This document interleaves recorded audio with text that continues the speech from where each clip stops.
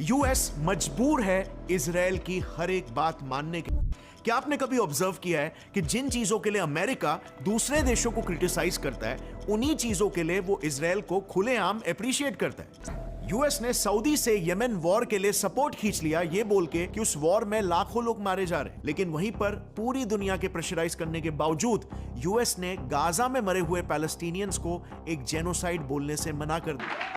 China को तो US सीधे सीधे धमकी दे देता है कि अगर चाइना ने ताइवान को छूने की भी कोशिश की तो हम उस पर हमला कर देंगे। पर वहीं पर वेस्ट बैंक में जो एरियाज इजराइल ऑक्यूपाई करके रखा हुआ है, उस पर यूएस की बोलती बंद हो जाती है। अच्छा, एक इंटरेस्टिंग बात, एक इजरायली एनजीओ के चीफ स्टीव रोजन ने एक बात ओपनली कह दी थी कि मैं अगर खाली रुमाल भी दे दूं ना, तो 24 घंटों में 70 सेनेटर्स यानी कि अमेरिकन एमपीज उस रुमाल पर अपनी साइन करके मुझे वापस दे देंगे।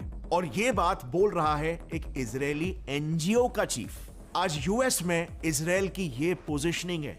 इजरायली एनजीओस का तक अमेरिका में इतना स्ट्रांग होल्ड है कि वो तो सीधे सीधे एंटी इजराइल कैंडिडेट को इलेक्शंस में ही हरवा देते हैं। एंड सबसे इंपॉर्टेंट बात, इस चीज को वो ओपनली ट्विटर जैसे प्लेटफॉर्म्स में छाती ठोकते हुए एक्सेप्ट भी करते हैं। और फिर भी यूएस उनका बाल भी बाका नहीं कर पाता। लेकिन आखिर क्यों यूएस इजराइल के लिए इतना पार्शियल क्यों है?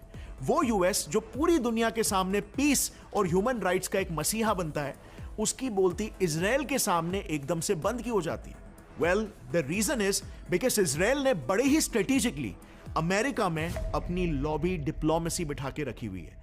मतलब इजराइल यूएस के यूनिवर्सिटी से लेकर यूएस के मीडिया तक, उनके कार्टून से लेकर वहां की गवर्नमेंट तक, बेसिकली हर एक अमेरिकन में इजराइल ने अपना ऐसा इन्फ्लुएंस, अपना प्रोपोगेंडा बिठा के रखा हुआ है जिससे इजराइल जो चाहे वो यूएस से आसानी से करवा लेता है। और ये इतने इफेक्टिवली, इतने स्ट्रेटेजिकली कैसे किया जाता है, ये चीज इंडिया को इजराइल से सीखनी चाहिए।